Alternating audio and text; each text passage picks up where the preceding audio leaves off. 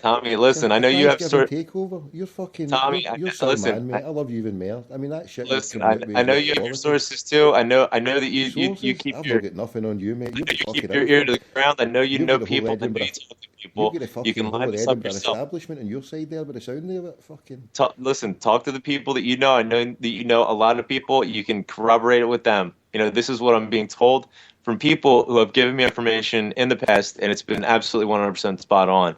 There's a bit of a power struggle that's going on within Celtic Park just now, where, I mean, Neil Lennon is saying to Peter Lowell, you want to try and sort of impose players on me, who I need to play and who I don't need to play. I'm going to play who I want to play, and you can't sack me. And what's happening is, apparently the product on the field is suffering as a result, unfortunately.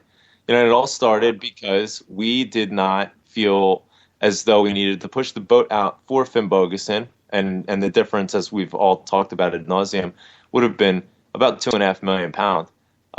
We could have saved that £2.5 million, brought in Pookie, and had every bit the same player. Well, obviously, 3 months on, we know that that was clearly not the case. So That's not there rocket is a science. It's a bit. 2-for-1 deal. Get rid of that Bo Strichter and Pookie, and you bring in Fimbogaset, and you're talking about 500,000 or a million. I mean, fuck's sake, we could have had a whip room in As the a bins most. and fucking got the money in for them for that.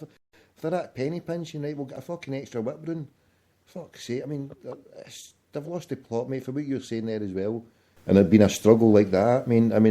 I was calling earlier on before I started this show earlier on. I was calling for how we're going to get a meeting together and do something to move forward. Do you think the time is right to do something? Do you think there's appetite for enough Celtic fans to to try and reclaim our club? Because I think it's been stolen by a bunch of spivs and shysters who are fucking nomarts in history, that they're temporary custodians, but unless we do something now, like the lovely Rachel said, they'll be taking down the tricolour and saying, look, anyone with an Irish fucking background, fuck off, we don't need their wanties. And it's a bad state of affairs.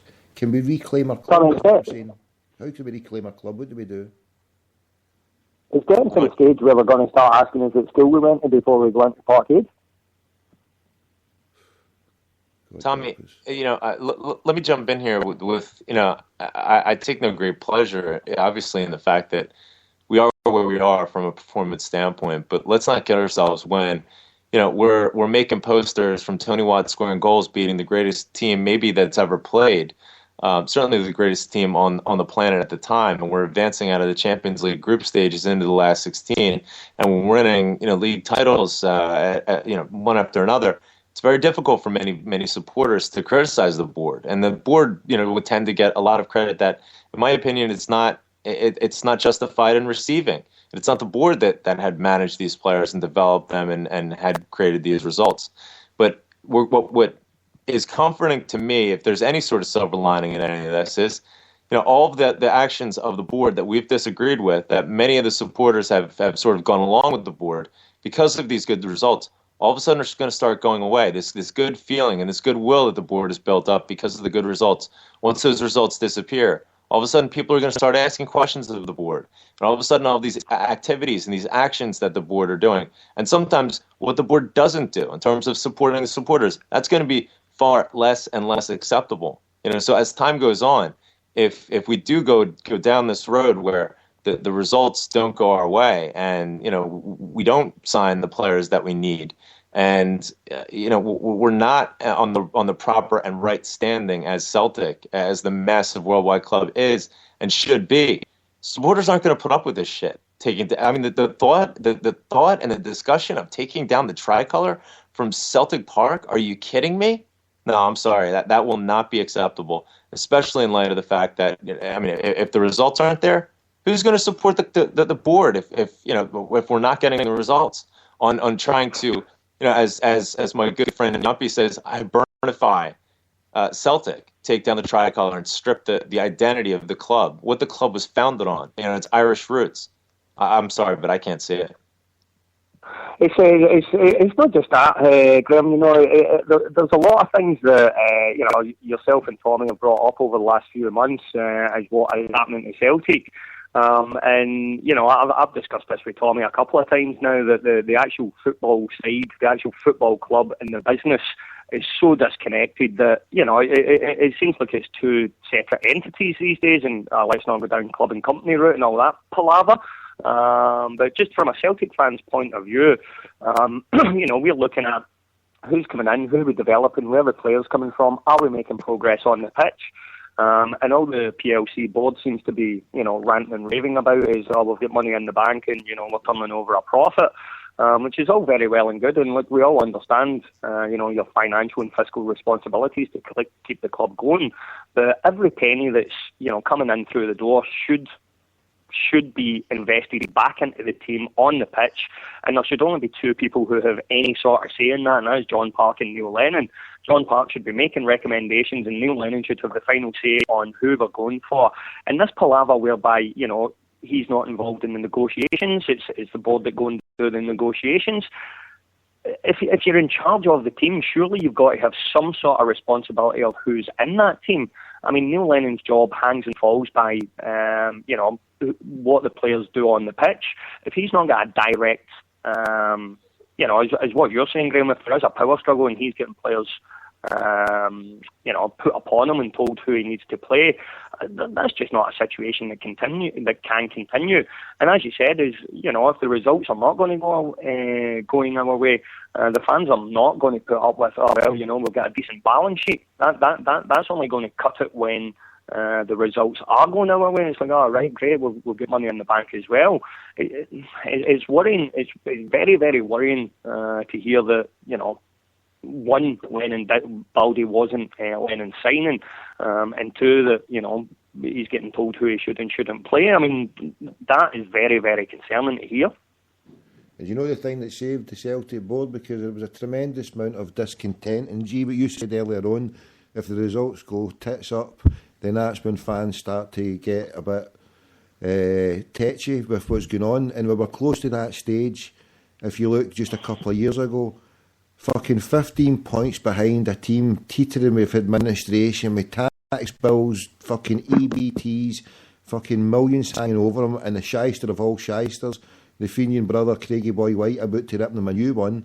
And yet they were 15 points fucking ahead of us. They'd won 3 league titles in a trot through the malaise and the malcontents in the board who had handed it to these fuckwits on a plate, bankrupt, shafted us for fucking decades, and yet the malcontents in the board ended up handed them on a plate for 3 solid fucking years.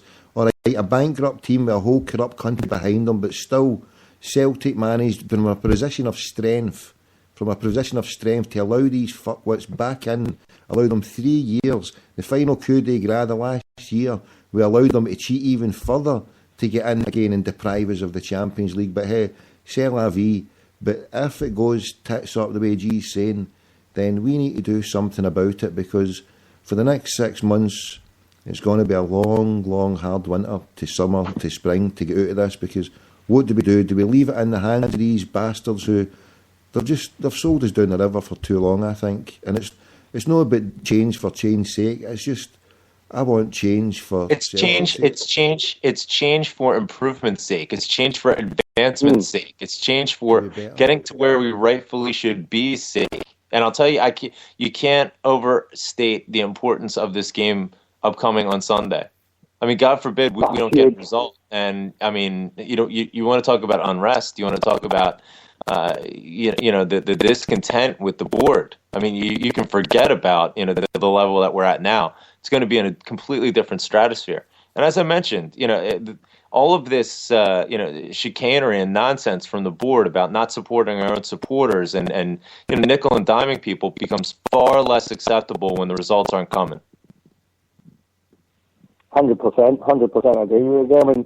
I mean, I only caught up with the Lowell story about what he was saying about the Green Brigade last night, and I was sitting reading that, and I was absolutely flabbergasted. I mean, like I've said to Tommy before, I do credit the board with, there is certain things that they've done well, don't get me wrong. I don't agree with, probably 70-80% of the things that they do, but there is an element of running the business that obviously they've done very well. But when I read the comments about the Green Brigade and the banner, I was sitting there and I was like, is this just another FMS Scottish mainstream media spin. Did he actually say this? I was questioning it for quite a few hours. And then actually see the statement was, 100% legit. I was absolutely blown away. I couldn't believe that the Celtic CEO was attacking the Celtic fans. What is happening? Who am I supporting here? Mate, phone is back, right? Phone is back straight away, will you? I need to phone you back. It's just too crackly, right? I know about that. Phone is back. Right, stay there, we'll get G back on.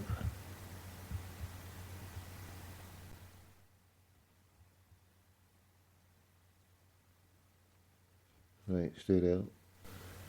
And in my opinion, and we'll get the good brothers to comment on it, and for the sake of dead air, I'll just keep talking now. But in my opinion, this was a huge diversionary tactic. Huge diversionary. It was out of the PR manuals of New Labour spin doctors. So it was as if it was being directed by Dr. Death himself. I think the hand of Dr. John Reid was all over this one.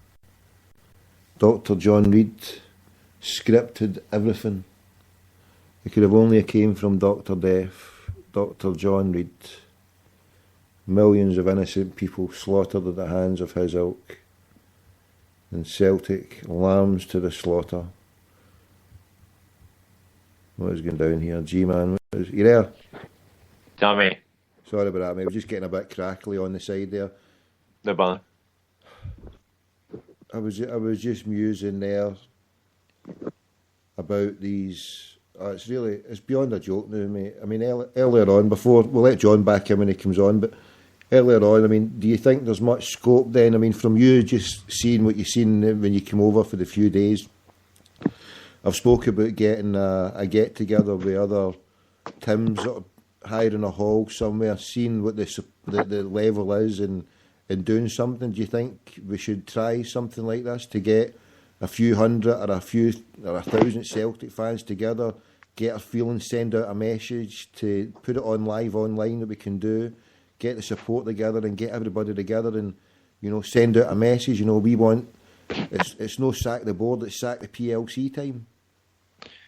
Well, I think that at this point in the process, it's important to take stock of just how much power we have and how many numbers we have, because one of the disappointing aspects and infuriating aspects, if I'm being honest, of Peter Lawwell's statement last night was talking about the fact that the majority of the supporters don't agree with the message that was sent by the Green Brigade on Tuesday night, which is equating freedom fighter Bobby Sands with William Wallace, essentially putting them on level terms. And I mean, just the idea that the majority of the fans would feel that that is somehow offensive is nonsense. And I think that what we need to do is really not take Peter Lawwell's word as gospel. Just because he believes that way doesn't mean that all people believe that way. I think that we need to, gather up and unify. The more united that we can be and the more that we can organize, I think the more power we're going to have going forward. I'm not sure that it's quite time yet to, organize and use vitriolic language, sacking the board and so on and so forth. But it is time to organize. I think that what the Celtic Trust does is a good. The reason why I say that, right, is because, and I don't say it lightly, but it's just to gauge an opinion. Because see that stuff that John was saying earlier on, that he couldn't believe it was reading from Lawwell. Just when I was phoning you back, I said this could have only came from the spin doctor of New Labour, one of the guys who's seen all the spin and turned it round. Yeah. So Dr. John Reid's probably spinned this round and says, look, you need to come out and use this as a fucking avenue to take the shit that's coming down on you for fucking doing things wrong. So do you think? Well, see, Tommy, we also have Tory lords on our own board. I mean, Lord Parkhead. I mean, come on, that you're absolutely right. You're absolutely right in terms of vilifying those who are victimized. I mean, that's straight out of the Tory playbook. You know that better than anybody, as well as anybody. But I think that at this moment, we need to stand up and say, no, I'm sorry, you're wrong. And the majority of the support is outraged by your response. Not just to this, but to not supporting supporters when they're harassed. This situation in Amsterdam. I mean, I know that they sent some representation